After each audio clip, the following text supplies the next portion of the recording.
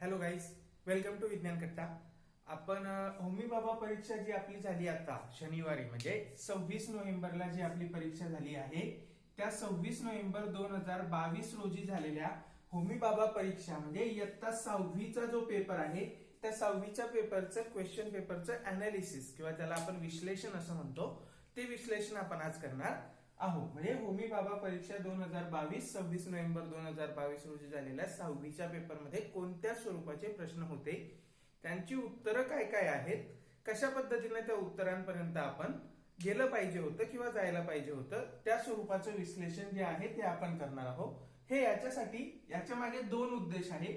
पहिला उद्देश असा आहे की तुम्हाला साधारणपणे आपल्याला परीक्षेमध्ये किती मार्क पडतील याचा एक अंदाज तुम्हाला येईल आणि आपलं कुठे चुकलं किंवा आपण प्रश्न सोडवताना कुठे गडबड झाली याच्याबद्दलचा थोडासा एक आयडिया, एक अंदाज तुम्हाला येईल, जेणेकरून पुढे जेव्हा तुम्ही अशा प्रकारच्या परीक्षा द्याल तर त्या प्रकारच्या परीक्षा देताना काय आपल्या चुका झाल्या होत्या त्या आपल्याला टाळता येतील. एक दुसरा उद्देश असा आहे की जे तुमच्या नंतर येणारे जे विद्यार्थी आहेत म्हणजे जे आता 5वी मध्ये आहे त्या विद्यार्थ्यांना सुद्धा पुढच्या वर्षी जेव्हा ते पेपर देतील, जेव्हा ते परीक्षा देतील, तेव्हा या क्वेश्चन पेपर अनालिसिसचा नक्की फायदा होईल की अशा स्वरूपाचे प्रश्न विचारले जातात आणि अशा पद्धतीने आपल्याला ते उत्तरं सोडवायला पाहिजे. तर असे दोन उद्देश जे आहेत ते दोन उद्देश आपण डोळ्यासमोर ठेवून या क्वेश्चन पेपरचं अनालिसिस करतोय. तिसरं, याचा फायदा NSTS ची परीक्षा तुम्ही देणार आहात म्हणजे तुम्ही 7वीला पण देऊ शकतात, 8वीला पण देऊ शकतात, 9वीला पण देऊ शकतात, 10वीला पण देऊ शकतात. तर ती जी NSTS ची परीक्षा आहे त्या NSTS च्या परीक्षेचं पण स्वरूप पहिल्या परीक्षेचं स्वरूप असंच असतं. त्याच्यामुळे याचा फायदा तुम्हाला त्या परीक्षेसाठी सुद्धा होणार आहे. तर असे एक 2-3 उद्देश आहेत. त्याच्या नुसार आपण ह्या होमी बाबा परीक्षेचं 2022चं 26 नोव्हेंबरला झालेल्या पेपरचं अनालिसिस आपण करणार आहोत. अनालिसिस करणार आहोत म्हणजे काय करणार आहोत, जसं मी तुम्हाला सांगितलं तसं की बाबा आपण त्याच्यामध्ये विचारलेले जे जे प्रश्न आहे ते प्रश्न आपण त्याच्यामधले घेणार आहोत आणि त्याची उत्तरं आपण बघणार आहोत. तर आता माझ्याकडे जो सेट आहे त्या सेट मधले प्रश्न त्या सिक्वेन्स नुसार मी घेतो. तुम्ही आपल्या परीक्षेमधले किंवा आपल्या पेपर मधले प्रश्न बघायचे आणि त्याचं उत्तर तुम्ही बघायचं, म्हणजे टिक मार्क करायचं, म्हणजे जेणेकरून बरोबर उत्तर तुमच्या लक्षात येईल. आता याच्यातला पहिला प्रश्न होता बघा की पुढील पैकी जीवाश्म इंधने कोणती, जीवाश्म इंधने कोणती अशा स्वरूपाचा, किंवा इंग्रजीमध्ये which of the following are the fossil fuels, ज्याला आपण फॉसिल फ्युएल्स म्हणतो, जीवाश्म इंधने म्हणतो, ती कोणती आहेत. आणि त्याच्यामध्ये दिलं होतं बघा, एक CNG, दुसरं दिलं होतं बायोगॅस आणि तिसरं दिलं होतं लाकूड आणि चौथं दिलं होतं बघा पेट्रोल. आता याच्यामध्ये आपल्याला माहित पाहिजे की CNG आपलं जीवाश्म इंधने म्हणजे काय असतात, की हजारो लाखो वर्षापूर्वी जे सजीव आहे, जे सजीव मेले, आपल्या जमिनीमध्ये काढले गेले, ते सजीव त्यांच्यापासून त्यांच्यावरती दाब पडून पृथ्वीच्या अंतर्गत भागातली उष्णता होऊन त्या सर्वांचा एकत्रित परिणाम होऊन त्यांच्यापासून काही इंधनं तयार झाली, त्या इंधनांना आपण जीवाश्म इंधने असं म्हणतो. कोणती कोणती आहेत तर CNG आहे बघा, जो नॅचरल गॅस आहे, जो आपल्याला पेट्रोलियमच्या साठ्यांच्या आजूबाजूला सापडतो, तो नॅचरल गॅस, तो CNG हे एक प्रकारचं जीवाश्म इंधन आहे. त्याच्यानंतर बायोगॅस मध्ये कुठल्याही प्रकारे सजीवचं भाग नाहीये किंवा सजीव नाहीये, त्यांच्यावर काही दाब प्रक्रिया पडून ते काही जीवाश्म तयार झालेले नाहीत, आपण त्या टाकाऊ पदार्थापासून ते केलेलं आहे, ते किण्वन प्रक्रियातनं तयार झालेलं आहे, त्याच्यामुळे हे नाही. लाकूड नाही, ते जीवाश्म नाहीये, ते लाकूड जिवंत आहे किंवा ते सजीव आहे आणि ते लगेच आपण वापरतोय, त्याच्यामुळे त्याचं काही जीवाश्म तयार झालेलं आहे, खडकामध्ये त्याचं काही रूपांतर झालेलं नाही. त्याच्यानंतर पेट्रोल, येस पेट्रोल, कारण पेट्रोल पण आपल्याला माहिती आहे की जे काही वनस्पती असतात ते वनस्पती जाळले गेले, त्या वनस्पतींवरती दाब पडला, त्याच्यावरती उष्णतेचा परिणाम झाला की आपल्याला पेट्रोल मिळतं. त्याच्यामुळे याचं उत्तर जो C नंबरचा ऑप्शन होता 1 व 4 तो उत्तर या प्रश्नाचं आहे. तर अशा पद्धतीने हा आपला पहिला प्रश्न जो जीवाश्म इंधनांवरती विचारलेला होता. चला आता दुसरा प्रश्न आपण बघू. दुसरा प्रश्न असा आहे बघा की पुढील घटकांची कालक्रमानुसार मांडणी करा. आता खाली काही घटक दिले असतील त्या घटकांची कालाक्रमानुसार मांडणी आपल्याला करायची आहे. मांडणी करायची आहे. आणि कोणते कोणते घटक दिलेले आहेत बघा. एक दिले ताम्रयुग. ताम्रयुग ज्याला आपण कॉपर एज असं म्हणतो, ते कॉपर एज. मी इंग्रजीमध्ये पण सांगण्याचा प्रयत्न करतो, कारण मला काल एका विद्यार्थ्याने सांगितलं सर थोडस इंग्रजीमध्ये पण सांगा, म्हणजे आम्हाला पण फायदा होईल. दुसरा प्रश्न आहे बघा लोहयुग. लोहयुग म्हणजे ज्याला आपण आयर्न एज असं म्हणतो. तर हा थोडासा इतिहासाशी संबंधित आणि विज्ञानाशी संबंधित असे दोन्ही संबंध असलेला प्रश्न हा आहे. आणि तिसरा आहे बघा अश्मयुग. अश्मयुग त्याला स्टोन एज असं म्हटलं जातं. तर स्टोन एज, आयर्न एज आणि कॉपर एज यांचा आपल्याला कालक्रमानुसार सिक्वेन्स लावायचा आहे. अशा पद्धतीचा तो प्रश्न होता. आता जर आपण इतिहासाकडे बघितलं, थोडस अभ्यास केला, तर आपल्या पुस्तकामध्ये पहिल्यांदा आपल्याला लक्षात येतं की सगळ्यात आधी मानवाने दगडाचा किंवा अश्माचा वापर करायला सुरुवात केली. त्याच्यामुळे हा ऑप्शन सगळ्यात पहिले असला पाहिजे आपल्या सिक्वेन्स मधला 3 नंबरचा. त्याच्यानंतर कॉपर एज. आता हे जो अश्मयुग आहे हा खूप वर्षापूर्वी त्याचा कालखंड आहे.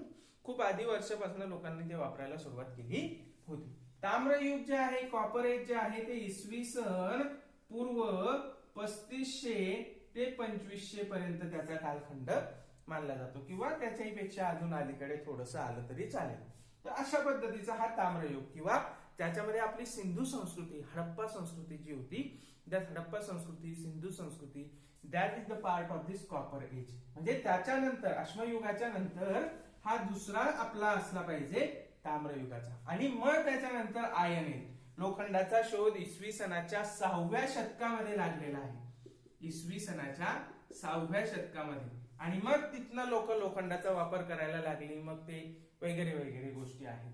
तर हे तिसरा पार्ट किंवा तिसरा सिक्वेन्स आपला याच्यामध्ये हा दुसरा असला पाहिजे. म्हणजे पहिला 3, त्याच्यानंतर 1 आणि त्याच्यानंतर 2. अशा पद्धतीने हे आपलं उत्तर असलं पाहिजे. आता आपण जर ऑप्शन बघितला तर सी नंबरचा ऑप्शन आहे, ज्याच्यामध्ये आहे पहिलं 3 आणि दुसरं 1 आणि मग 2 नंबरचं. म्हणजे सगळ्यात आधी अश्मयुग, मग कॉपर युग आणि मग लोह युग. तर असा हा आपला दुसरा प्रश्न. तिसरा प्रश्न अगदी सोपा होता बरं का. तिसरा प्रश्न काय होता बघा, की आपण आता लिहित बसण्याचा मी प्रश्न, अगदी साधा सोपा प्रश्न आहे की बाबा सगळ्यात आधी माणसाळलेला प्राणी कोणता. पहिला माणसाळलेला प्राणी, की मानवाने सगळ्यात पहिले ज्या प्राण्याचा वापर सुरू केला, ज्याला आपल्या सोबत घेतलं आणि त्याला माणसाळवलं, तर तो प्राणी कोणता आहे. तर तो प्राणी आपल्या सगळ्यांना माहिती आहे की तो आहे कुत्रा. हे आपण आपल्या क्लासमध्ये सुद्धा सांगितलं होतं बरं का, की कुत्रा हा असा प्राणी आहे की जो सर्वात आधीपासून माणसाच्या सोबत आहे आणि तो माणसाचा सर्वात चांगला मित्र सुद्धा आहे. आज पण आपण राखण्यासाठी बऱ्याच गोष्टींसाठी कुत्रा वापरतो. तर तो कुत्रा हा त्याचं उत्तर होतं. त्याच्यानंतर चौथा प्रश्न होता बघा, की पुढील पैकी कोणते विधान पर्यावरण पूरक नाही. पर्यावरण पूरक नाही असं विचारलंय बरं का. प्रश्न नीट वाचायचा, की पुढील पैकी कोणते विधान आहे की जे पर्यावरणाला पूरक नाहीये. आता याच्यामध्ये चार दिले होते. त्याच्यातला ए होता बघा, की पर्यावरणाचे जतन करणे. आता ऑब्विसली आहे की पर्यावरणाचं जतन करणं हे पर्यावरणाला पूरकच ठरणार आहे की नाही. त्याच्यानंतर बी होतं बघा, वैज्ञानिक दृष्टी बाळगणे. आता वैज्ञानिक दृष्टी जर तुम्ही बाळगली नाही तर तुम्हाला पर्यावरण समजणार नाही, आणि पर्यावरण तुम्हाला समजलं नाही तर तुम्ही त्याला पूरक गोष्टी करू शकणार नाही. त्याच्यानंतर तिसरा ऑप्शन होता बघा सी नंबरचा, की पर्यावरणात मानवी सोयीनुसार, पर्यावरणात मानवी सोयीनुसार बदल करणे. आता बघा पर्यावरणात मानवी सोयीनुसार म्हटलेलं आहे, आणि हे काही पर्यावरण पूरक नाही. आपण बघतोय, आपण खूप सारे कारखाने काढलेत, खूप साऱ्या मोटारी काढल्यात, हे मानवी सोयी सुविधांसाठी आपण केलं आहे. पण ते पर्यावरणाला पूरक आहे का. नाही, त्याच्यावरनं पर्यावरणाचं नुकसान होत आहे. त्याच्यामुळे आपलं उत्तर हे सी असू शकतं. अजून आपण चौथा ऑप्शन बघितला नाही बरं का. चौथा ऑप्शन आहे सार्वजनिक मालमत्तेचं जतन करणं. आता हे सार्वजनिक मालमत्तेचं जतन करणं हे जे आहे हे पण निसर्गाच्याच पर्यावरणाला पूरकच ठरतं. कारण काही ज्या मालमत्ता आहेत सार्वजनिक मालमत्तामधल्या त्या नैसर्गिक मालमत्ता आहे, वन संपत्ती असेल, सागर संपत्ती असेल, बरोबर आहे की नाही. मग ते आपल्याला पर्यावरणाला पूरकच ठरणार आहे. फक्त सी नावाचा जो आपला ऑप्शन आहे तो काही पर्यावरणाला पूरक नाहीये. तर अशा पद्धतीने हा चौथा प्रश्न आपला इथे. त्याच्यानंतर पाचवा प्रश्न होता बघा की पाचवा प्रश्न काय होता बघा की भौतिक गुणधर्मानुसार किंवा अकॉर्डिंग टू फिजिकल प्रॉपर्टीज. आपण आताच फिजिकल प्रॉपर्टीज वरती लेक्चर घेतलं, बरोबर. तर ते भौतिक गुणधर्मानुसार आपल्या क्लासमध्ये जेव्हा physical properties of various substances आपण बघत होतो तेव्हा आपण ते बघितलं की भौतिक गुणधर्म किंवा फिजिकल प्रॉपर्टीज ज्या असतात त्याच्यानुसार वेगळा घटक कोणता, आपल्याला वेगळा घटक ओळखायचा आहे. फिजिकल प्रॉपर्टीज लक्षात ठेवून आपल्याला वेगळा घटक ओळखायचा. आता पहिला जो ऑप्शन आहे बघा तो आहे द्रावणीयता किंवा याला सोल्युबिलिटी आपण असं म्हणतो की एखादा पदार्थ दुसऱ्या पदार्थामध्ये विरघळतो का, त्याची जी क्षमता आहे त्याला द्रावणीयता किंवा सोल्युबिलिटी असं म्हणतात. दुसरा ऑप्शन आहे प्रवाहिता म्हणजे काय, फ्लुइडिटी म्हणजे तो वाहून जाऊ शकतो का, ज्याच्यामध्ये लिक्विड आणि गॅसेस मोडतात, फ्लुइड्स त्यांना म्हणतात, ते पण आपण बघितलं होतं. त्याच्यानंतर तिसरा ऑप्शन आहे सामू म्हणजे ज्याला पीएच आपण म्हणतो. आणि चौथा ऑप्शन आहे बघा चव आणि रंग. आता जर तुम्ही हे चार ऑप्शन बघितले तर याच्यामध्ये काय आपल्याला भौतिक गुणधर्म आणि त्याच्यानुसार वेगळा पडणारा घटक. आता द्रावणीयता, प्रवाहिता, चव आणि रंग हे कुठल्याही घटकाचे भौतिक गुणधर्म आहेत. पण जर तुम्ही हे सामू बघितलं किंवा पीएच बघितला, this is not a physical property. हा भौतिक गुणधर्म नाहीये, हा रासायनिक गुणधर्म आहे की तो पदार्थ आम्ल आहे का, तो पदार्थ आम्लारी आहे का, तो पदार्थ उदासीन आहे म्हणजे ऍसिड आहे, बेस आहे का, न्यूट्रल आहे. हे आपल्याला त्याचं केमिकल नेचर त्या सामूवरनं, त्या पीएच वरनं आपल्याला कळतं. त्याच्यामुळे वेगळा घटक जो आहे तो हा सामू आहे, कारण तो फिजिकल प्रॉपर्टी नाहीये, तो भौतिक गुणधर्म नाहीये, तो काय आहे, रासायनिक गुणधर्म आहे. तर अशा पद्धतीने हा आपला पाचवा प्रश्न. त्याच्यानंतर बघा सहावा प्रश्न पण खूप महत्वाचा प्रश्न होता. काय प्रश्न होता की मानवी शरीरात पाणी जे आहे ते पाणी महत्वाचं आहे. Importance of water in the body, human body मध्ये पाण्याचं महत्व काय आहे त्याच्यावरती तो प्रश्न होता. त्याच्यामध्ये पहिला ऑप्शन होता पाणी पचनास मदत करते. ऑब्विसली आपण बघितलं आहे की पाणी नाही पिलं तर आपल्याला कुठल्याही पदार्थाचं जे पचन आहे ते पचन होणार नाही, व्यवस्थित पचन होणार नाही. त्याच्यामुळे पाणी पचनाला मदत करतं. त्याच्यानंतर बी, पाणी टाकाऊ पदार्थ काढून टाकण्यास मदत करतं.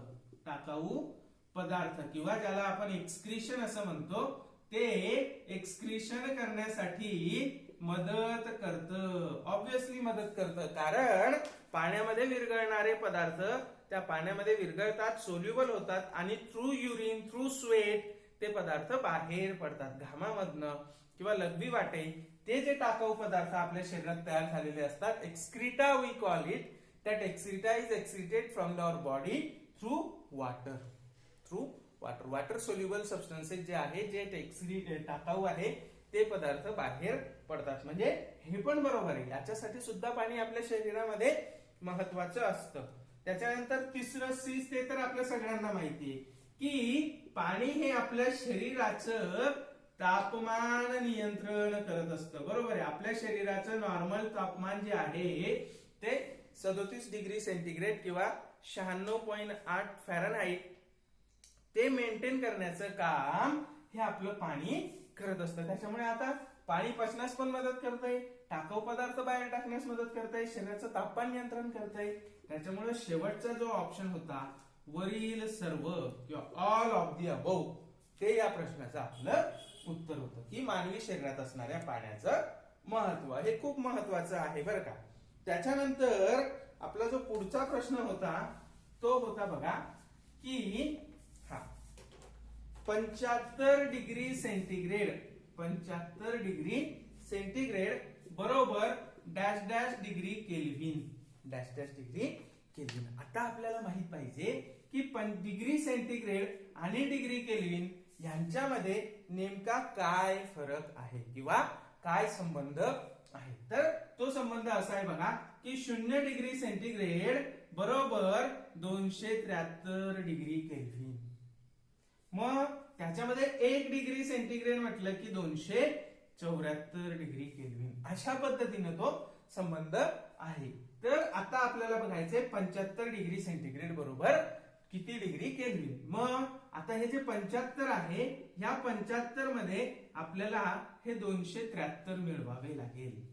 करा ही बेरीज केली की 5 आणि 3 8 8 7 आणि 7 14 आणि 2 आणि 1 3 हे 348 डिग्री केल्विन एवढं आपलं उत्तर येतं. ऑप्शन मध्ये आहे का बघा. हो, बी नंबरला आपला ऑप्शन आहे 348 डिग्री केल्विन. आपल्याला हा संबंध माहित पाहिजे आणि हा आपल्या पुस्तकामध्ये दिलेला आहे की 0 डिग्री सेंटीग्रेड बरोबर 273 डिग्री केल्विन. एवढं माहित असलं की आपल्याला ऑप्शन बघायची गरज पडत नाही, आपण डायरेक्ट उत्तरापर्यंत येऊ शकतो. त्याच्यानंतर तो जो 8 नंबरचा प्रश्न आहे बघा. तो 8 नंबरचा प्रश्न की समजा मोत्यांची माळ तुटून ते मोती खाली पडले. आता जेव्हा हे मोती खाली पडले तेव्हा त्यांची गती आपल्याला विचारलेली आहे. त्यांची गती कोणती असेल असा प्रश्न आपल्या परीक्षेमध्ये होता. की बाबा जर समजा मोत्याची माळ आपल्या हातामध्ये आहे आणि ती मोत्याची माळ खाली पडली, ते मोती पडले तर त्यांची गती कोणती असेल. त्याच्यामध्ये ऑप्शन होता ए रेषीय गती, त्याच्यानंतर ज्याला लिनियर मोशन आपण म्हणतो, ओके, ती लिनियर मोशन. बी आंदोलित गती किंवा ज्याला आपण कोणत्या प्रकारची मोशन म्हणतो, ऑसिलेटरी मोशन, ती ऑसिलेटरी आहे का. सी यादृच्छिक गती. यादृच्छिक गती म्हणजे रॅन्डम मोशन. आणि डी ऑप्शन होता नियतकालिक गती किंवा we call it as a periodic motion. आपल्याला विचारलं होतं की याच्यापैकी कोणती गती त्या मोत्यांची असेल. तर यादृच्छिक गती असेल, रॅन्डम असेल, कारण ते कुठे जातील ते काही सांगता येणार नाही. आता या ठिकाणी आहे, तो इथे जाऊ शकतो, इथे जाऊ शकतो, इथे जाऊ शकतो, इथे जाऊ शकतो. प्रत्येक वेळेस त्याची दिशा आणि वेग जो आहे तो बदलू शकतो. ती शक्यता आहे. मोती पडल्यानंतर कुठेही जाऊ शकतात. तर त्या ज्या प्रकारची गती त्यांची आहे त्याला आपण रॅन्डम मोशन असं म्हणतो. तर अशा पद्धतीनं त्याच्यानंतर 9वा प्रश्न विचारलेला आहे बघा. आपला 9वा प्रश्न हा पुस्तकामधला आहे बरं का. जो यादृच्छिक गतीचा प्रश्न होता हा आपल्या 6वीच्या पुस्तकामधला प्रश्न होता, त्याच्यामुळे त्याच्यावर काही जास्त हे नाही. खालील ऊर्जा स्रोतांपैकी खाली काही चित्र दिली आहेत बघा आणि या चित्रांमध्ये ऊर्जा स्रोतांची चित्र आहे. त्या ऊर्जा स्रोतांपैकी अपुनर्नवीकरणीय म्हणजे ज्याला आपण नॉन रिन्युएबल असं म्हणतो, नॉन रिन्युएबल एनर्जी रिसोर्सेस आपल्याला ओळखायचा होता. अपुनर्नवीकरणीय ऊर्जा स्रोत कोणता असा प्रश्न आपल्या परीक्षेमध्ये होता. हा 9 नंबरचा प्रश्न इथे होता. ओके, आता त्याच्यामध्ये जी चित्र दिली होती ती चित्र कशाची आहे ते मी तुम्हाला सांगतो. तर पहिलं चित्र जे होतं आपल्याला ते दिलं होतं औष्णिक विद्युत केंद्राचं. तुम्हाला कदाचित हे समजलं नसेल बऱ्याच जणांना की ते चित्र कशाचं आहे, पण ते चित्र औष्णिक विद्युत केंद्राचं होतं. दुसरं जे चित्र आपला ए, ठीक आहे, दुसरं जे चित्र होतं तुमचं क्यू नंबरचं, याला पी नंबर दिला होता, याला क्यू नंबर दिला होता. दुसरं जे चित्र होतं ते लाकूड होतं किंवा शेकोटी पेटवताना तुम्हाला तिथे दिसली असेल, ते शेकोटीचं चित्र होतं. त्याच्यानंतर आर जो होता तो सौर ऊर्जा होता. सोलार पॅनल तिथे दाखवलेलं होतं एका घरावरती आणि ते सोलार पॅनल तिथे होतं. आणि शेवटचं जे होतं ते तर सगळ्यांना पटकन ओळखता आलं असेल की ते पवन ऊर्जा आहे. पवन ऊर्जा आहे. ओके, सो वाइंड एनर्जीचं ते वाइंड मिलचं चित्र, पवन चक्कीचं चित्र तिथं दिलं होतं. अशी 4 चित्र तिथं दिली होती आणि त्याच्यातला नॉन रिन्युएबल आपल्याला विचारलं होता. आता पवन ऊर्जा आणि सौर ऊर्जा हे रिन्युएबल आहे, हे परत परत परत परत आपल्याला ते वापरता येतात. लाकूड पण परत परत वापरता येतं. हा, त्याचा वेळ थोडा जास्त आहे पण ते पुनर्नवीकरणीय आहे. आपण एक झाड लावलं की 20-25 वर्षानंतर किंवा 10-15 वर्षानंतर त्याचं लाकूड आपल्याला परत मिळतं. परत झाड लावलं परत आपल्याला मिळतं. ते पुनर्नवीकरणीय आहे, रिन्युएबल आहे, थोडस स्लो आहे, एवढंच आहे. पण औष्णिक विद्युत केंद्र ज्याच्यामध्ये वापरला जाणारा दगडी कोळसा हा एक प्रकारचं कोल जे आहे आपलं, that is the fossil fuel, जीवाश्म इंधन आहे आणि त्याचे साठे कधी ना कधी संपुष्टात येणार आहे. ते परत परत आपल्याला वापरता येत नाही. त्याच्यामुळे हा जो पहिला ऑप्शन होता, पहिलं जे चित्र होतं औष्णिक विद्युत केंद्राचं, ते तुमच्या प्रश्नाचं उत्तर होतं. त्याच्यानंतर 10 नंबरचा प्रश्न आहे बघा. तो 10 नंबरचा प्रश्न आपल्या ध्वनीशी संबंधित आहे की ध्वनी जेव्हा एखाद्या पृष्ठभागावरून परावर्तित होतो, ध्वनी एखाद्या पृष्ठभागावरून जेव्हा परावर्तित होतो म्हणजे sound when reflects from a surface, कुठल्याही एखाद्या सरफेस वरनं जेव्हा साऊंड रिफ्लेक्ट होतो तेव्हा काय परिस्थिती असते ते आपल्याला दिलं आहे.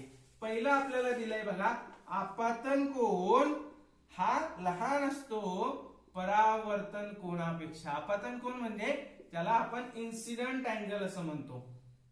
इन्सिडंट अँगल किंवा अँगल ऑफ इन्सिडन्स काही पण म्हणा. ओके, आणि हा रिफ्लेक्टेड अँगल, ओके, किंवा अँगल ऑफ रिफ्लेक्शन काहीही म्हणा, that is greater than the angle of incidence. Okay, तर अशा पद्धतीची पहिली सिच्युएशन, पहिला ऑप्शन आपल्याला दिला होता. त्याच्यानंतर दुसरा ऑप्शन आपल्याला दिला होता की आपतन कोन बरोबर बरोबर परावर्तन कोन.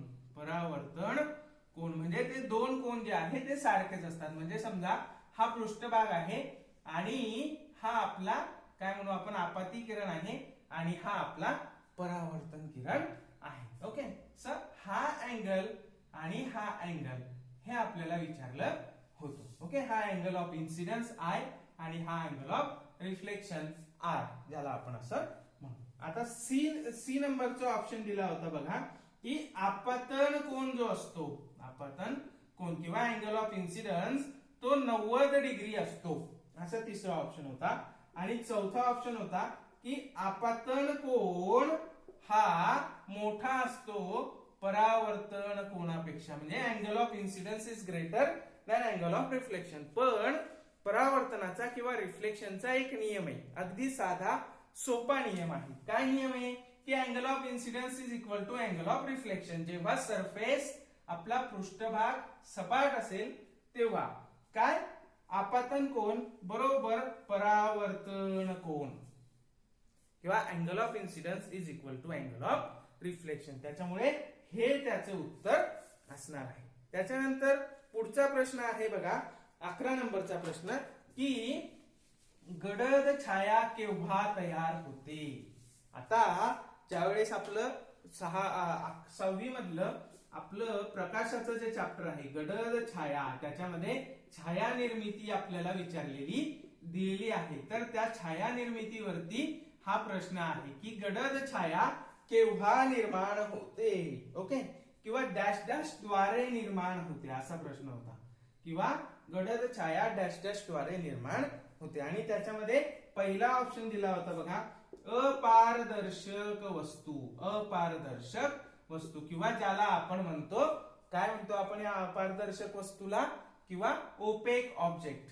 बरोबर, हा ओपेक ऑब्जेक्ट आपण त्याला म्हणतो. त्याच्यानंतर अर्धपारदर्शक वस्तू. अर्धपारदर्शक वस्तू म्हणजे ज्याला आपण सेमी ट्रान्सपरंट असं म्हणू. Semi transparent. ओके, आणि हा ओपेक. ओपेक. त्याच्यानंतर हा तिसरा ऑप्शन आहे बघा पारदर्शक वस्तू. पारदर्शक वस्तू किंवा सेमी ट्रान्सपरंटला ट्रान्सलुसंट असं सुद्धा म्हणतात बरं का, ट्रान्सलुसंट. पारदर्शक वस्तू म्हणजे ट्रान्सपरंट ऑब्जेक्ट. आता ही तिसरा ऑप्शन. आणि चौथा ऑप्शन आहे बघा, तो आहे अर्धपारदर्शक आणि पारदर्शक, म्हणजे दोन्ही वस्तू असतील तेव्हा. बी आणि सी अशा पद्धतीचा चौथा ऑप्शन होता. बी आणि सी. आता बघा की गडद छाया तयार व्हायची असेल तर हा समजा आपला पडदा आहे आणि हा आपला प्रकाशाचा स्रोत आहे समजा, बरोबर. आणि त्या प्रकाशाचा स्रोत आणि तो पडदा यांच्यामध्ये आपल्याला एक वस्तू असली पाहिजे की जिची छाया आपल्याला याच्यावरती तयार झालेली दिसेल. मग जर वस्तू अपारदर्शक असेल तरच गडद छाया तयार होते. जर या वस्तूमधनं प्रकाश आरपार निघून गेला, म्हणजे जर ती ट्रान्सपरंट असेल किंवा थोड्याफार प्रमाणामध्ये ट्रान्सल्युसंट असेल तर गडद छाया तयार होणार नाही. ट्रान्सल्युसंट असेल तर थोडीशी फिकट तयार होईल, ट्रान्सपरंट असेल तर होणार नाही. पण जर पारदर्शक असेल किंवा ओपेक असेल, त्याच्यातनं प्रकाश किरण जाणारच नाही, तर मात्र त्याची गडद छाया तयार होईल. तर अशा पद्धतीने याचं उत्तर होतं ए, पहिलं. ठीक आहे. त्याच्यानंतर एक मिनिट बघतो.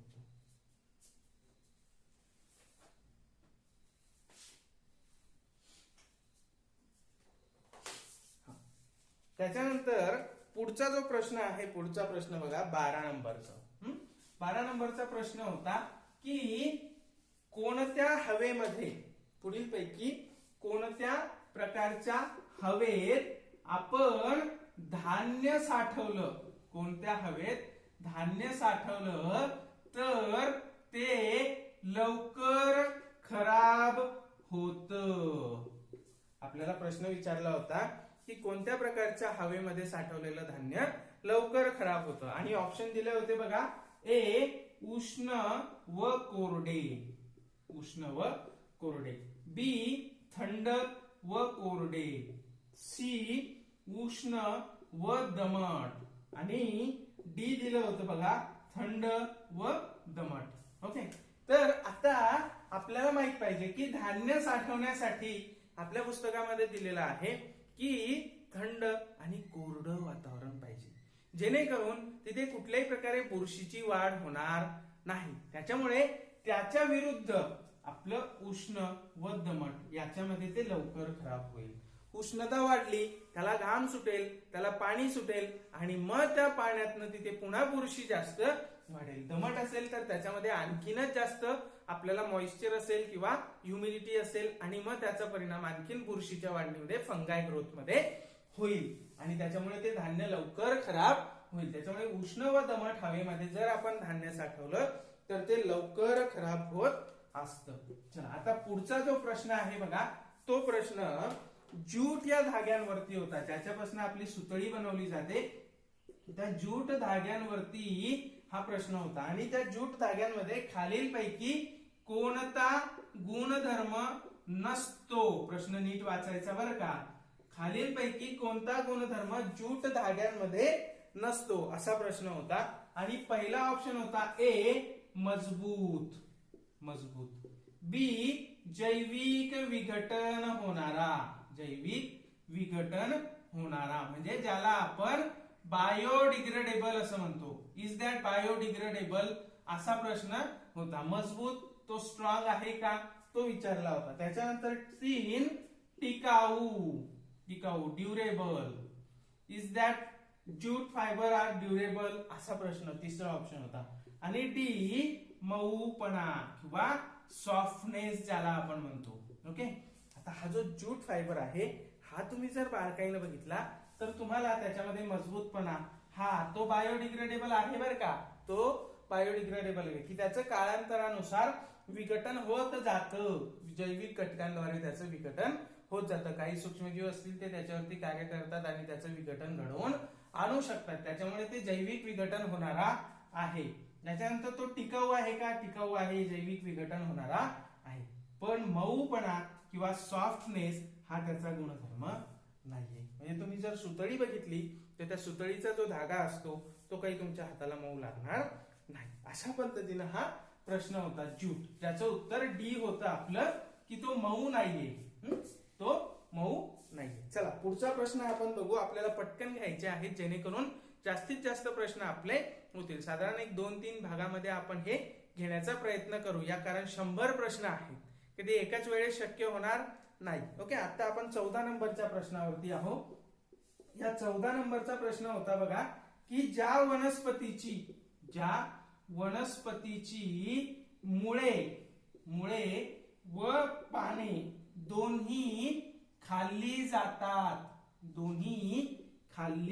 जातात, ज्याला आपण एडिबल असं म्हणू शकतो, की जी आपण खाऊ शकतो, अशी दोन्ही खाल्ली जाणारी, की ज्याची मुळे पण खाल्ली जातात आणि पानं पण खाल्ली जातात, अशा प्रकारची वनस्पती आपल्याला निवडायची सांगितली होती.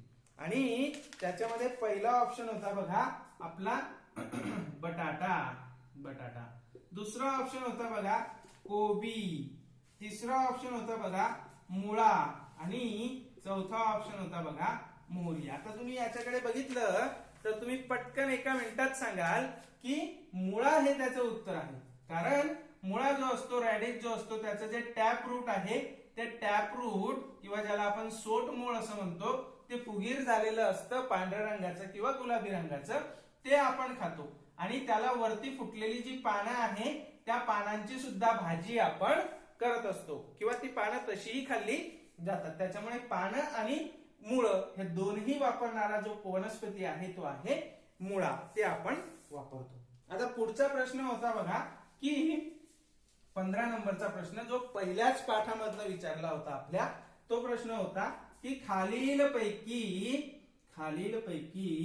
नायट्रोजनचे योग्य प्रमाण दर्शवणारे चित्र ओळखा. चित्रावरती प्रश्न होता की खाली दिलेलं जे चित्र आहे त्या चित्रांमधनं नायट्रोजनचं योग्य प्रमाण असणारं चित्र ओळखा. आता त्याच्यामध्ये 4 गोल दिले होते बघा, असे 4 ऑप्शन होते आपल्या पुढे आणि या 4 ऑप्शन पैकी A, B, C आणि D. ओके, आता याच्यामधला जवळपास हा एवढा भाग जो आहे तो एवढा भाग रंगवलेला होता A ऑप्शन मधला, आणि इथे N2 लिहिलं होतं, म्हणजे ते नायट्रोजनचं प्रमाण आहे. त्याच्यानंतर B जो भाग आहे तो B भाग बघा, हा एवढा जो भाग आहे तो एवढा भाग रंगवलेला होता. म्हणजे आपलं जे नायट्रोजन आहे ते एवढ्या प्रमाणामध्ये आहे अशा पद्धतीनं होतं. तिसरा जो ऑप्शन होता बघा तो असा होता आणि हा एवढा भाग रंगवलेला होता. ठीक आहे, त्याच्यानंतर चौथा जो होता बघा तो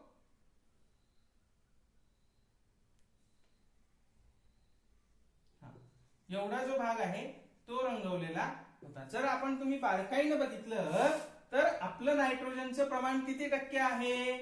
78% आहे. मग हे 78% म्हणजे साधारण ही जी बी आकृती आहे ही जर तुम्ही बघितली की असं जर असतं तर हा 75% आहे आणि असं आहे आणि एवढा बाकीचा भाग रंगवलेला आहे, म्हणजे हे जर आपलं बी ऑप्शन किंवा ज्याला आपण म्हणतो 78% नायट्रोजन, ही आकृती पुस्तकामध्ये सुद्धा आपल्या दिलेली आहे. त्याच्यामुळे बी हे त्याचं उत्तर होतं. 100% त्याचं उत्तर बी हेच होतं. तुम्ही तुमच्या पुस्तकेमध्ये प्रश्नपत्रिकेमध्ये बघा तुम्ही कोणतं उत्तर लिहिलेलं आहे. ओके, त्याच्यानंतर पुढचा प्रश्न आहे बघा 17 नंबरचा प्रश्न की पी हा एक आंतरग्रह आहे आणि किंवा आंतरग्रह असून तो पूर्वेकडून पश्चिमेकडे फिरतो. म्हणजे it's an internal planet which rotates from east to west. की जो पूर्वेकडून पश्चिमेकडे फिरतो. आता पूर्वेकडून पश्चिमेकडे फिरणारे 2 प्लॅनेट्स आहेत. एक आहे आपला शुक्र ज्याला आपण म्हणतो व्हेनस आणि दुसरा आहे युरेनस. तर व्हेनस आणि युरेनस, पण याच्यामध्ये आपल्याला विचारलं आहे की तो आंतरग्रह पण आहे, इट्स अन इंटरनल प्लॅनेट पण आहे. त्याच्यामुळे ऑप्शन न बघता सुद्धा त्याचं उत्तर 100% व्हेनस असंच असणार आहे आणि तोच आपला पहिला ऑप्शन होता ए नंबरचा, व्हेनस किंवा शुक्र, की जो एक इंटरनल प्लॅनेट आहे आणि तो पूर्वेकडनं पश्चिमेकडे फिरतो. बाकीचे सगळे हे 2 जर सोडले तर बाकीचे सगळे ग्रह पश्चिमेकडनं पूर्वेकडे फिरत असतात, तर तो शुक्र आपला ग्रह. त्याच्यानंतर पुढचा प्रश्न होता बघा. पुढचा प्रश्न आहे की सहसंबंध ओळखा आणि योग्य पर्याय निवडा. असे सहसंबंध ओळखून योग्य पर्याय निवडावरती सुद्धा प्रश्न आपल्याला विचारला जातं. Find out the correlation, okay, and then identify the काय म्हणू आपण त्याला, राईट ऑप्शन. ओके, आता सहसंबंध काय दिलाय बघा. पहिला सहसंबंध दिला आहे होमो हॅबिलिस. होमो हॅबिलिस आणि त्याच्यामध्ये डॅश डॅश डॅश डॅश दिलाय, बरोबर. आणि दुसरा सहसंबंध होमो इरेक्टस. होमो इरेक्टस आणि त्या होमो इरेक्टसचं दिलेलं आहे आपल्याला की ताठ कण्याचा मानव. ताठ कण्याचा मानव म्हणजे थोडक्यात आपल्याला माहितीये की होमो इरेक्टस हा ताठ कण्याचा मानव आहे, म्हणजे त्याचा काही गुणधर्म आपल्याला विचारलेला आहे. आणि पहिल्याचा विचारला आपल्याला होमो हॅबिलिसचा काय असेल. जसा होमो इरेक्टस म्हणजे ताठ कण्याचा मानव आहे, तसा होमो हॅबिलिसचा काय गुणधर्म आहे. आपलं जे इव्हॉल्युशन आहे, जी उत्क्रांती आहे, त्या उत्क्रांतीचा हा भाग आहे आणि त्या उत्क्रांतीवरती हा प्रश्न विचारलेला आहे. आणि त्याच्यामध्ये ऑप्शन दिले होते बघा. ए शक्तिशाली मानव. शक्तिशाली मानव. त्याच्यानंतर बी हाताचा कुशलतेने वापर करणारा मानव. कुशलतेने वापर करणारा मानव. त्याच्यानंतर सी बुद्धिमान मानव. बुद्धिमान मानव. त्याच्यानंतर डी आदी मानव. आदी मानव. जर तुम्हाला प्रायमेट्स म्हटलं असतं तर तुम्हाला हे आदी मानव विचारलेले. बुद्धिमान मानव म्हणजे ज्याला आपण सॅपियन असं म्हणतो किंवा ज्याला आपण बुद्धिमान मानव म्हणतो तो सॅपियन आहे, म्हणजे आपण आहोत, ते असे आहे. आपल्याला विचारलंय होमो हॅबिलिस. मग हे दोन ऑप्शन तर कटले. शक्तिशाली नाही, तो निअँडरथल वगैरे ते खूप शक्तिशाली होते.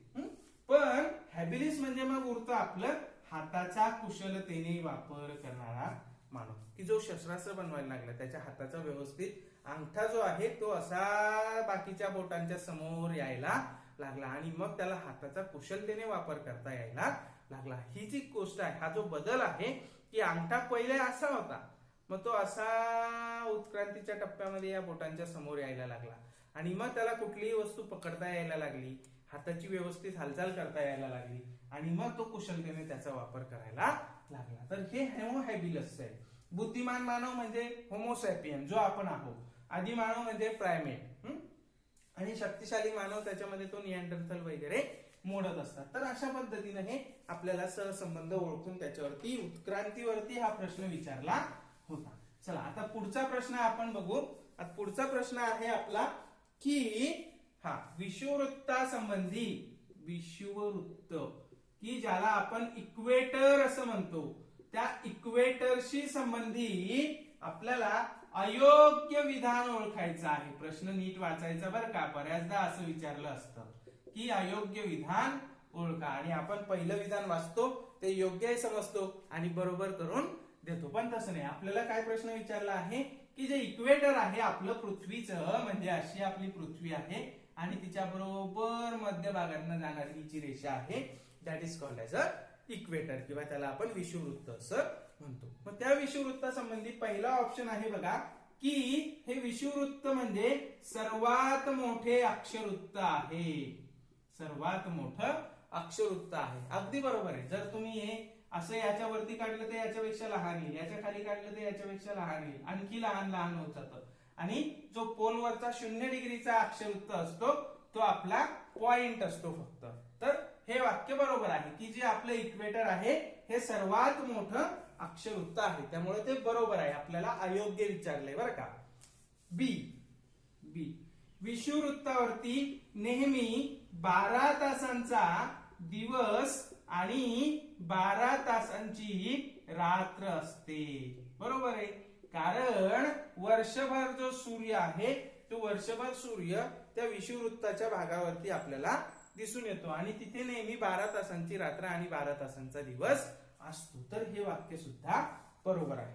त्याच्यानंतर सी सी संपूर्ण विषुववृत्तावर, संपूर्ण विषुववृत्तावर काय आहे, शिलावरण आहे.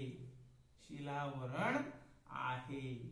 हा तिसरा वाक्य आहे आपला. आणि चौथा डी ऑप्शन आहे बघा, की ह्या विषुववृत्तामुळे आपल्या पृथ्वीचे दोन गोलार्ध म्हणजे दक्षिण गोलार्ध आणि उत्तर गोलार्ध असे विभाजन होते. आपल्या पृथ्वीचं दक्षिण गोलार्ध आणि उत्तर गोलार्ध असं विभाजन होतं की वरचा भाग आपण त्याला उत्तर गोलार्ध म्हणतो आणि हा दक्षिण गोलार्ध याला खालच्या भागाला आपण म्हणत असतो. म्हणजे हे पण बरोबर आहे. मग विषुववृत्तावरती शिलावरण आहे नाही, जर आपण बघितलं असं समजा आपलं विषुववृत्त आहे तर या ठिकाणी काही इजिप्त आहे, आफ्रिका आहे, वगैरे वगैरे आहे. इकडे दक्षिण अमेरिका आहे, वगैरे वगैरे. असं दक्षिण अमेरिका असेल, आफ्रिका असेल, बरोबर. पण या खंडांच्या मध्ये समुद्र आहे, त्या समुद्रावरनं सुद्धा हे विषुववृत्त गेलेलं आहे. इकडे आपला पॅसिफिक महासागर आहे, त्याच्यामुळे संपूर्ण विषुववृत्तावरती काही शिलावरण नाही, काही जलावरणाचा भाग सुद्धा त्या विषुववृत्तावरती आहे. त्याच्यामुळे हे जे तिसरं वाक्य आहे हे साफ चुकीचं आहे, हे अयोग्य आहे. की इक्वेटरच्या वरती, बरोबर, त्या इक्वेटर्स वरती पूर्णपणे क्रस्ट नाहीये, पूर्णपणे खडक नाहीये. There is a ocean on the equator. त्या इक्वेटर वरती ओशन सुद्धा आहेत, पॅसिफिक ओशन आहेत, त्याच्यानंतर अटलांटिक ओशन आहे, त्याच्यामुळे किंवा आपला काही हिंदी महासागराचा भाग सुद्धा आहे. ओके, इंडियन ओशन सुद्धा आहे. त्याच्यामुळे this sentence is a wrong one. Okay, तर विषुववृत्तावरती अयोग्य वाक्य आपल्याला विचारलं होतं. चला आता आपला पुढचा प्रश्न बघू आपण. 20 नंबरचा प्रश्न आपण बघू आता. हा जो 20 नंबरचा प्रश्न आहे की हा प्रश्न आहे मानवाच्या उंचावलेल्या जीवनमानामुळे. हा प्रश्न अगदी सोपा आहे बघा. मानवाच्या उंचावलेल्या जीवनमानामुळे कोणत्या प्रकारचे प्रदूषण वाढले आहे? कोणत्या प्रकारचे प्रदूषण वाढले आहे? आणि याच्यामध्ये ऑप्शन दिले होते बघा आपल्याला. नैसर्गिक प्रदूषण, त्याच्यानंतर औद्योगिक प्रदूषण, त्याच्यानंतर सी वाहतुकीमुळे होणारे प्रदूषण, ती जल प्रदूषण. आता जर तुम्ही प्रश्न नीट वाचला तर तुम्हाला लक्षात येईल की मानवाच्या उंचावलेल्या जीवनमानामुळे ह्या सगळ्या प्रकारचं प्रदूषण होत असतं, बरोबर. नैसर्गिक प्रदूषण, औद्योगिक प्रदूषण, वाहतुकीमुळे होणारे प्रदूषण आणि जल प्रदूषण सुद्धा, बरोबर. पण आता आपलं योग्य उत्तर काय येतं त्याची आपण वाट बघू. हा प्रश्न आपण काही घेऊ नये, कारण हा प्रश्न कॅन्सल होण्याचे चान्सेस आहे किंवा याचं स्पष्टीकरण काय दिलं जातं ते तरी आपल्याला बघावं लागेल. ठीक आहे, त्याच्यामुळे आपण थांबू. आपण हा काही प्रश्न घेऊ नये, कारण वांछवलेल्या जीवनमानामुळे नैसर्गाचं प्रदूषण होतंय, औद्योगिक प्रदूषण होतंय, वाहतुकीमुळे सुद्धा प्रदूषण होतंय आणि जल प्रदूषण सुद्धा होतंय. त्याच्यामुळे आपण थोडीशी वाट बघू. ज्यावेळेस आपली उत्तर की येईल, आन्सर की येईल, त्यावेळेस आपल्याला समजेल की त्यांनी नेमकं काय त्याच्या मागे लॉजिक होतं ह्या प्रश्न विचारण्यामागे. ठीक आहे, तर हा प्रश्न आहे जो 20 नंबरचा आहे या सेटमध्ये. त्याच्याबद्दल आपण थांबूयात, त्याच्याबद्दल आता लगेच डिस्कस करायला नको. ठीक आहे, कारण सर्वच प्रकारचं प्रदूषण होत आहे की त्या जीवनमान उंचावल्यामुळे. जीवनमान उंचावण्यासाठी तुम्ही लाकडं तोडतायत, जीवनमान उंचावण्यासाठी तुम्ही कारखाने काढतायत, जीवनमान उंचावण्यासाठी तुम्ही गाड्या काढतायत. ते सगळं तुमच्या जीवनमान उंचावण्याच्या गोष्टीमुळेच होत आहे. पण बघूयात त्याचं उत्तर काय देत आहेत ते. ठीक आहे, त्याच्यानंतर 21 नंबरचा प्रश्न आहे बघा की चमचाभर पिठी साखर, जी आपली काय म्हणतो आपण त्याला पावडर फॉर्म मध्ये असणारी शुगर आहे, त्या पावडर शुगर चमचाभर पाण्यात टाकली. चमचाभर पिठी साखर आपण पाण्यात टाकली, त्यात चिमूटभर हळद टाकली. प्रश्न नीट ऐका बरं का, प्रश्न खूप आणि खूप महत्वाचा आहे. चिमूटभर हळद टाकली. आपण काय घेतलं? पिठी साखर घेतली आणि त्याच्यात चिमूटभर आपण हळद टाकली आणि हे जे मिश्रण आहे हे मिश्रण आपण चांगलं हलवून घेतलं, त्याला जरा मिक्स केलं आणि मग त्या मिश्रणाचा रंग लाल झाला. आता आपल्याला काय विचारलं आहे? यावरून पिठी साखरेत कशाची भेसळ केली गेली आहे, कशाची भेसळ केली गेली आहे. तो भेसळ असणारा पदार्थ आपल्याला याच्यामधला ओळखायचा आहे. पिठी साखर आहे, त्याच्यात आपण हळद घेतली आणि तो रंग काय झाला, लाल झाला. तर आपल्याला विचारलं आहे की पिठी साखरेमध्ये कशाची भेसळ केलेली आहे. पहिला ऑप्शन आपल्याला दिला आहे बघा, सोडियम क्लोराईड. सोडियम क्लोराईड किंवा ज्याला आपण आपलं मीठ असं म्हणतो ते मीठ दिलंय. बी ऑप्शन दिलाय आपला सोडियम कार्बोनेट. सोडियम कार्बोनेट ज्याला आपण सोडा म्हणतो, त्यातही धुण्याचा सोडा जो आहे तो धुण्याचा सोडा तिथे आपल्याला दिले. त्यांनी धुण्याचा सोडा मीठ असे ऑप्शन दिलेले नाही, त्यांनी फक्त नावं दिली आहेत. C sodium sulphate. Sodium sulphate. आणि डी तांदळाचे पीठ. तांदळाचे पीठ. तर याच्यामध्ये कशाचा ऑप्शन आहे ते आपल्याला बघायचंय. पण हा प्रश्न समजून घ्या, हा कशावरती आहे. हा प्रश्न आहे हळद हा पदार्थ जो आहे, हा पदार्थ नैसर्गिक दर्शक म्हणून काम करतो. It acts as a natural indicator. Natural indicator. आणि नॅचरल इंडिकेटर, नैसर्गिक दर्शक हे वेगवेगळ्या पदार्थांमध्ये वेगळे वेगळे रंग दाखवतात. आता हा जो हळद आहे, हा हळद जर तुम्ही बेसिक पदार्थामध्ये किंवा ज्याला आपण आमलारी म्हणतो त्या आमलारीमध्ये जर टाकला तर तो आपल्याला लाल रंग दाखवतो. हा हळदीचा गुणधर्म आहे की if you put that turmeric powder in a basic medium, in a आमलारी पदार्थ, तर तो लाल होतो. मग आता याच्यातला आमलारी पदार्थ आपल्याला ओळखता आला पाहिजे. सोडियम क्लोराईड मीठ आपलं उदासीन आहे, ते न्यूट्रल असतं, ते आपल्याला माहिती आहे. सोडियम कार्बोनेट चुन्याचा सोडा जो आहे तो मात्र बेसिक असतो, तो आम्लारी धर्मी पदार्थ आहे. आणि त्याच्यामुळे हा आम्लारी धर्मी सोडियम बायकार्बोनेट, सोडियम कार्बोनेटची त्याच्यामध्ये भेसळ केलेली असेल, जेणेकरून तो आम्लारी पदार्थामुळे त्या हळदीचा रंग लाल झाला असेल. तर अशा पद्धतीचा थोडासा डिस्क्रिप्टिव्ह, थोडासा विचार करायला लावणारा आणि कन्सेप्ट वरती बेस्ड असणारा अप्लिकेबल प्रश्न होता. अप्लिकेशनचा प्रश्न आहे, थोडासा त्याचा उपयोग कशा पद्धतीने होतो त्याचा तो प्रश्न आहे. तर अशा पद्धतीने हा आपला प्रश्न. त्याच्यानंतर पुढचा जो प्रश्न आहे तो आहे बघा 22 नंबरचा प्रश्न. काय प्रश्न आहे की पुढील पैकी विस्थापन किंवा ज्याला आपण डिस्प्लेसमेंट असं म्हणतो, त्या डिस्प्लेसमेंट आणि बल डिस्प्लेसमेंट अँड फोर्स यांच्या कोणत्या स्थितीमध्ये कार्य घडून येणार नाही.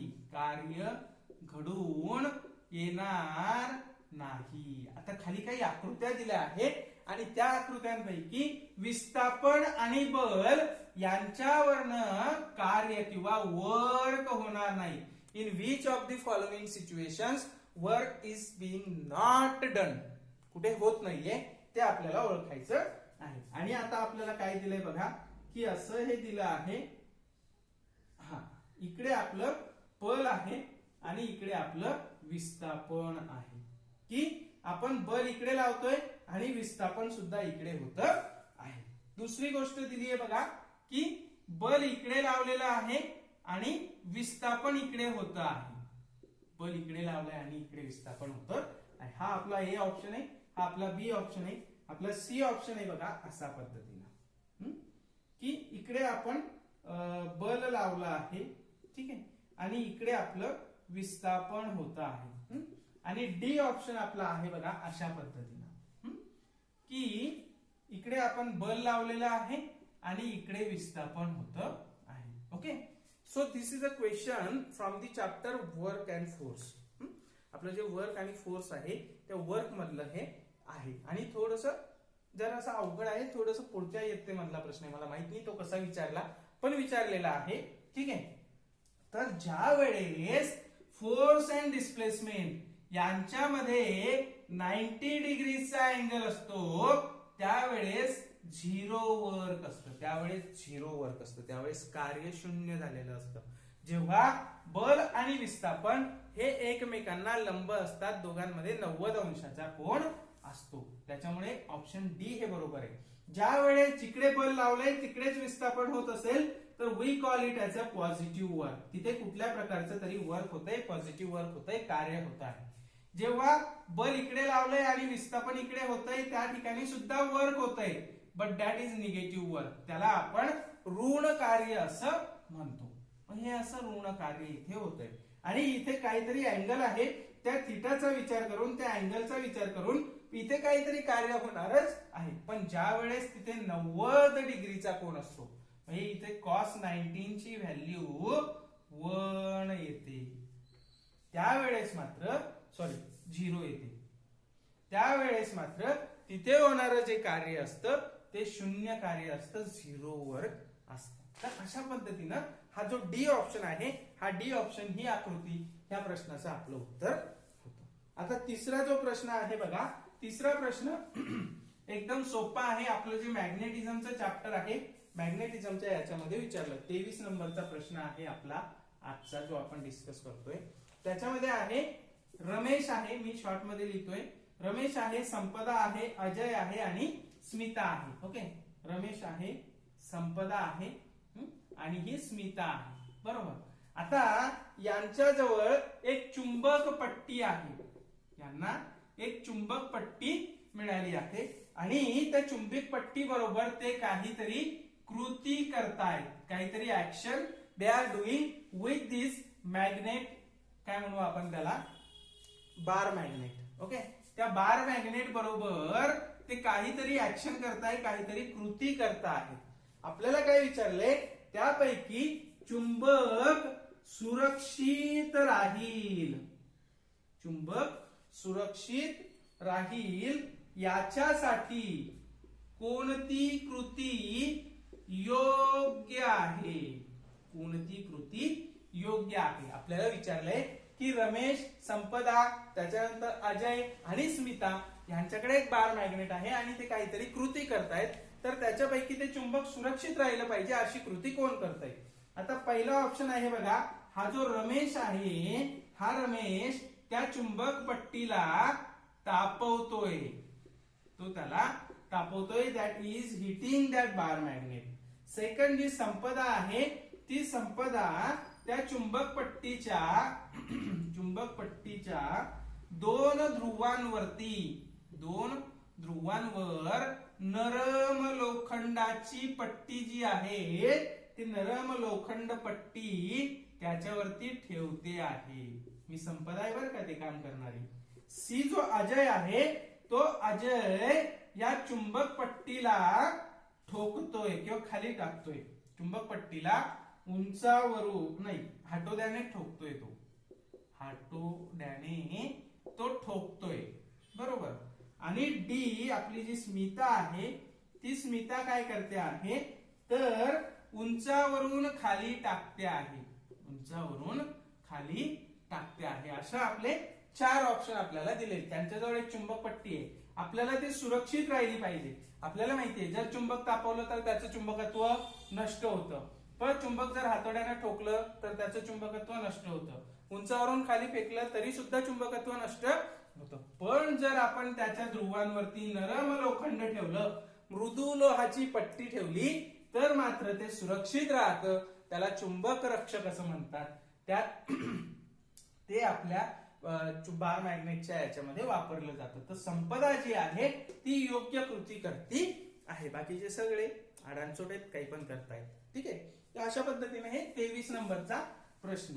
आता 24 नंबरचा जो प्रश्न आहे बघा, तो 24 नंबरचा प्रश्न आपण घेऊ की H5N1 या विषाणूच्या संसर्गामुळे, हा एक प्रकारचा विषाणू आहे, या विषाणूच्या संसर्गामुळे कोणता रोग होतो, कोणता रोग होतो. तर अशा पद्धतीने H5N1 या विषाणूच्या संसर्गामुळे कोणता रोग होतो. त्याच्यात पहिला ऑप्शन आहे बघा एड्स, पहिला ऑप्शन आहे बघा एड्स. दुसरा ऑप्शन आहे बघा स्वाइन फ्लू, दुसरा ऑप्शन आहे स्वाइन फ्लू. तिसरा ऑप्शन आहे बर्ड फ्लू, आणि डी चौथा ऑप्शन आहे कॉलरा. H5N1 विचारले बरं का, नीट लक्ष द्यायचंय. आता हा जो एड्स आहे याचा व्हायरस आपल्याला माहिती आहे की तो HIV मुळे होतो, ह्युमन इम्युनोडेफिशियन्सी व्हायरसमुळे होतो. हा जो स्वाईन फ्लू आहे हा H5N1 मुळे नाही होत, हा H1N1 मुळे होतो. हा H1N1 मुळे तो स्वाईन फ्लू होतो. बर्ड फ्लू मात्र H5N1 मुळे होतो. आणि कॉलरा हे आपल्याला माहितीये की व्हायब्रिओ कॉलेरी नावाचा जो आपला बॅक्टेरिया आहे त्याच्यामुळे हा आपल्याला कॉलरा होत असतो. तर अशा पद्धतीने म्हणजे आपलं उत्तर कोणतं असणार आहे, बर्ड फ्लू आपलं उत्तर असणार आहे. H5N1 त्याच्यामुळे तो होतोय. चला आता 25 नंबरचा प्रश्न आपण घेऊ. हा 25 नंबरच्या प्रश्नामध्ये काय दिलेलं आहे बघा की सूर्यमालेतील सर्वात उंच व लांब पर्वत या ग्रहावर आहे. ज्याला आपण त्याचं नाव पण बघू काय आहे. ठीक आहे, पण सूर्यमालेतील सर्वात उंच व लांब पर्वत कोणत्या ग्रहावर आहे असा प्रश्न आहे. आपल्या 5वीच्या पुस्तकामध्येच दिलेला आहे. जो शेवटचा 6वीच्या पुस्तकामध्ये शेवटचं जे आपलं विश्व नावाचा जो पाठ आहे त्याच्यामध्ये वेगवेगळ्या प्रकारच्या ग्रहांबद्दलची माहिती दिली आहे. एक चार्ट दिलाय, खूप छान आहे. आणि त्याच्यावरती हा प्रश्न विचारलेला आहे की ए आपला ऑप्शन आहे बघा पृथ्वी, बी आपला ऑप्शन आहे गुरु, सी आपला ऑप्शन आहे मंगळ आणि डी आपला ऑप्शन आहे शुक्र. तर हा जो सर्वात उंच आणि लांब पर्वत आहे हा आपल्या मंगळ ग्रहावरती आहे आणि ज्याचं नाव आहे